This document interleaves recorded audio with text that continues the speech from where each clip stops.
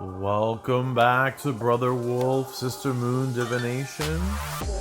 Hello, my dear fellow spirit workers. I hope you're doing well.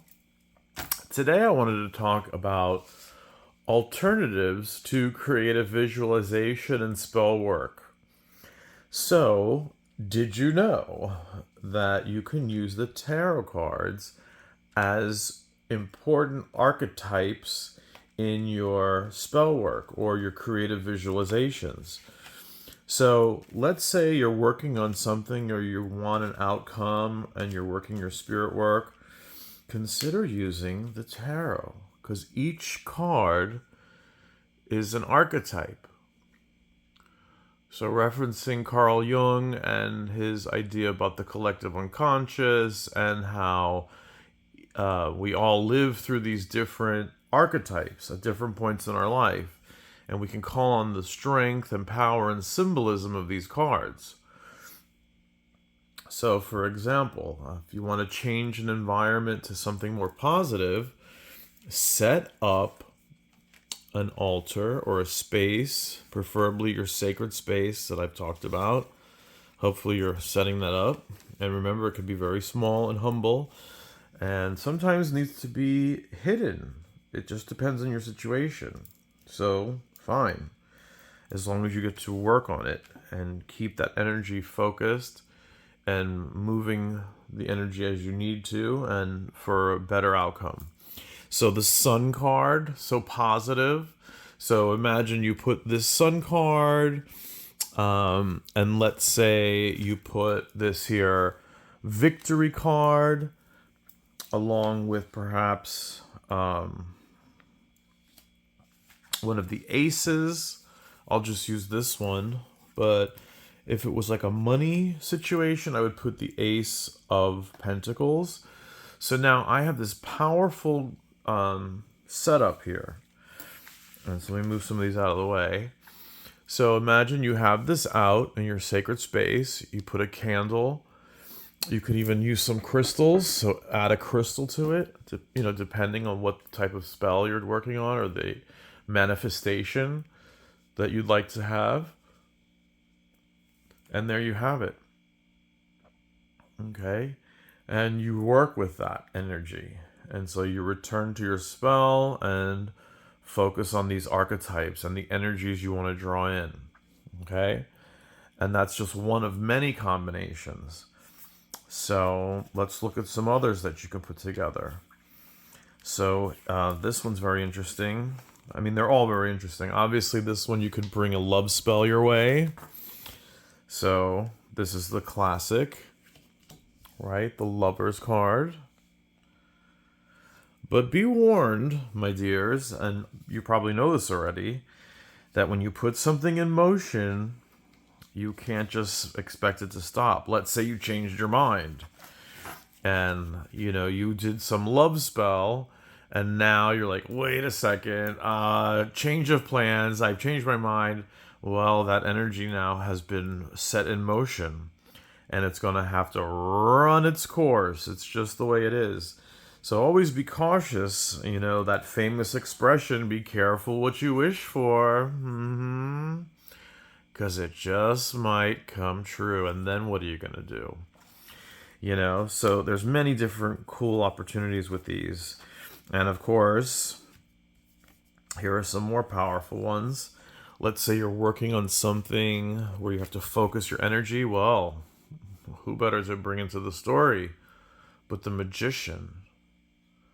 And all the four elements are there available to the magician to work what needs to be worked. Also the chariot, drive this forward. Okay, another wand, the ace of wands, setting this thing in motion, and this powerful chariot driving the thing you want. And that could be, so that might be a nice power card. And let's say the thing you're hoping for is a happy home life and a beautiful union with someone, a stable 4 posts. So this speaks of stability. So you put a pink candle or a red candle and maybe some flower petals, some rose petals scattered.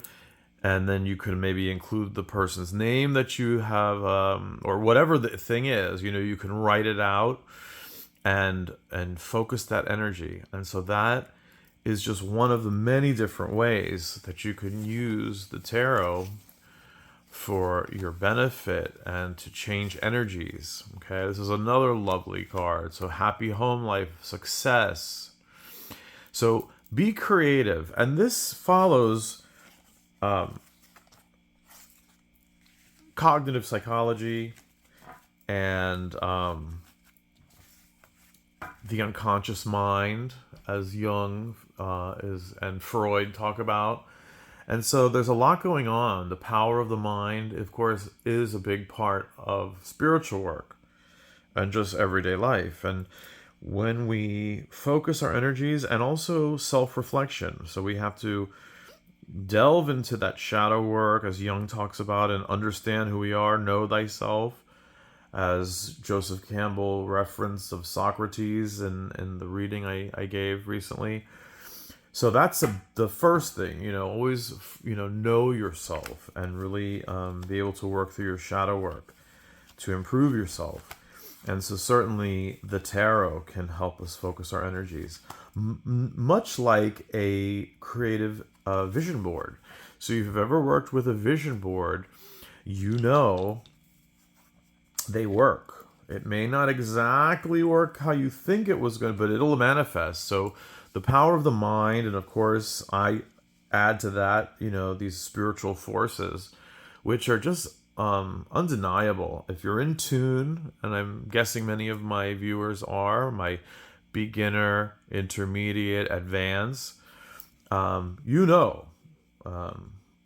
you just pick up energies, and you can really focus and get more fine-tuned and more open. And that comes from practicing and meditation but definitely be open to those vibes you get. If you're one of my spirit worker types, a fellow spirit worker, you don't have a choice. It's just part of you, who you are. And it's like being an artist, in a way, that the artist has to be the artist, or the musician has to be the musician, or the writer has to be the writer. It's part of our essence. And not everybody is as attuned, although of course everyone has some kind of psychic energy, right? Psychic ability and connections. We're all creatures of the earth, right? But maybe don't pay attention to it as much, or are afraid of it. And so for whatever reason, we've been called. And so something to consider. So always honor those feelings, those gut feelings, especially.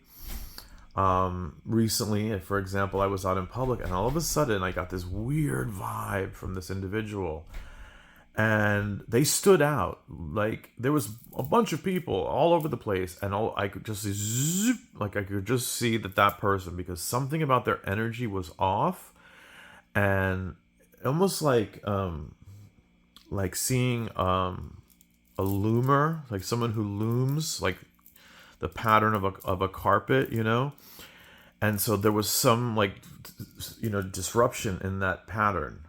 That's I can't explain it any other way, and I'm guessing you have your own ways of feeling these energies, and they come to you either visually or a feeling, or you have even like a sense of smell, like your smell detects something like off, or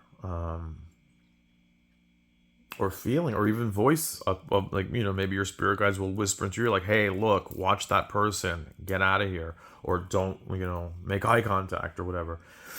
And so always honor that gut, and it comes from being attuned, and creating your sacred space, and visualizations, very powerful. And but just be cautious. Anything you put out there, it starts to have a life of its own. So choose wisely, and always choose the light. So yes, of course, there's some heavy duty cards in the deck, we know that. And can you do other stuff with those energies? Yes, but Not recommended, because you know how it is. Whatever you put out comes back. And the law of three, you've heard of that before, or referred to as karma. That's another one. So just be aware and be responsible. And dream big. And if you haven't created a vision board, go for it. And a vision board can be something as simple as drawing some pictures with some thoughts and ideas and wishes. It could be like going through magazines and seeing something that, I always would love that kind of car. Put it on your vision board. Why not? I've always loved it. Would love to have a high rise near the beach. Okay, put that on. Find a picture of that. Whatever it is, so dream that into your existence. The mind is very powerful. Okay, so I hope you've enjoyed our little session. Spirit, are you okay with this?